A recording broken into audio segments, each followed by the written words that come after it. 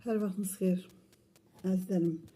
Bilirsiniz ki, mən işim yetərincə çoxdur, vaxtım doludur. Çünki dərslərlə məşğul oluram.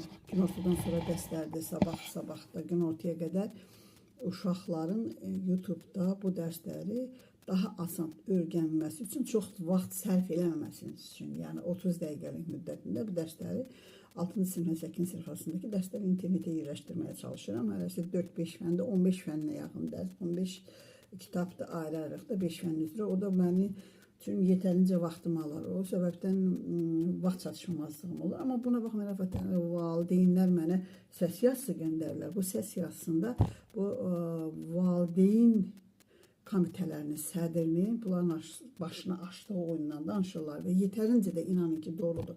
Hamısı da yazırlar. Amma biri xahiş elədi ki, mütləq onu mən işıqlandırım. Əziz valideynlər, durum belədir. Mən artıq dərəcədə xahiş edirəm. Bu ölkədə bir dövlət var, bu ölkədə bir qurum var, hüquqlarınızı müdafiə edən orqanlar var. Burada heç bir problem yoxdur. Səs yazısını diskə yazın, məktubun içinə qoyun.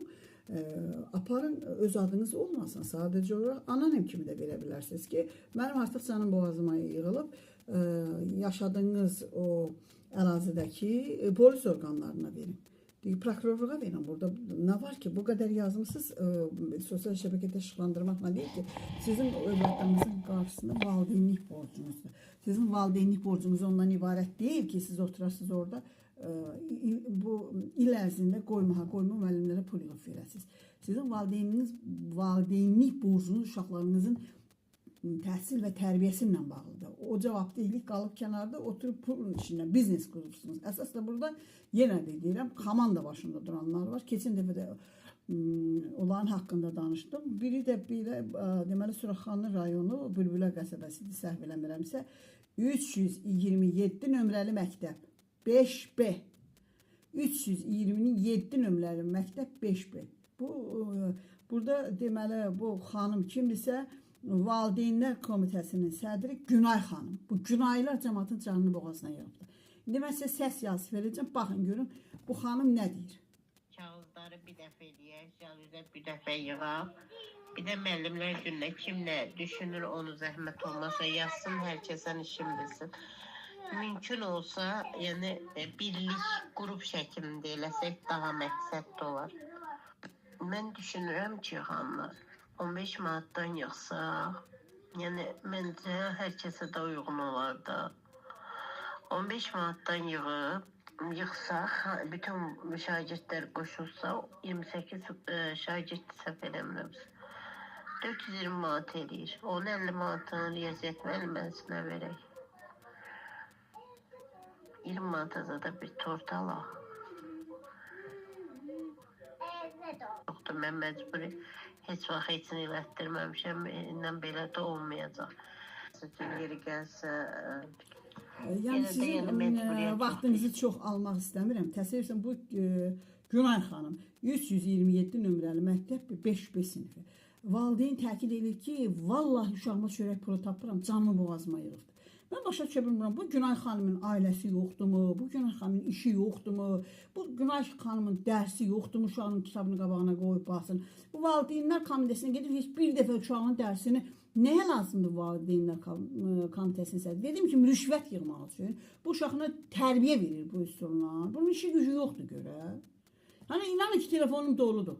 Dolu deyil, doludur. Prosta bu valideyn 2-3 dəfə zəng eləyib, ona görə bunu nədir? Bu TikTokda video çəkib qoymaq məcburiyyətində qaldım. Əziz valideynlər, heç bəlkə də çoxunuzun uşağı heç instituta da getmir, məktəb oxuyur, sənət dalına gedir. Sizə bu əldən ayaqdan getməyə də ehtiyacınız yoxdur. Bu nə bardaqdır, nə bazardır bu valideynlər açıblar. O uşaqların gələcəyini pozan bu valideynlərdir. Bu uşaqların gələcəyini pozan bu valideynlərdir. Çünki bu quşbaş valideynlər oturub uşağın dərsi ilə kitabından olmur. Pul yığmaqla məşğuldur. O dəmdəməki müəllimlərə qoşulub, o müəllimlər də, ay müəllim, sənin işin gücün yoxdur. Gör, sən adını sanqına vəziyyətə salırsan. Sən dilənçiliyə gəlmirsən. Sənin işin gücün yoxdur. Get, başını salar, məktəbinlə, dərsinlə məşğul ol da. Nə düşürsən ortalıqlara? Xahiş edəcəm, indən sonra valideynlər səs yazısını göndərsin, görüm o hansı müəllimlərə verilir. Bu müəllimlərin də bir adını çəkəcəm.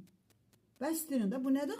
Bu bizim balalarımızın axırını məhv eləməkdə məqsədiniz nədir? Sizə başa düşə bilmirəm. Gedin dərsimizdən, kitabımızdan oranda. Sən pul qazanmaq istəyirsən, hə? Get dərs dinlə. Dərsdən sonra dərs dinlə. Sənin kimdir qarşına duran var?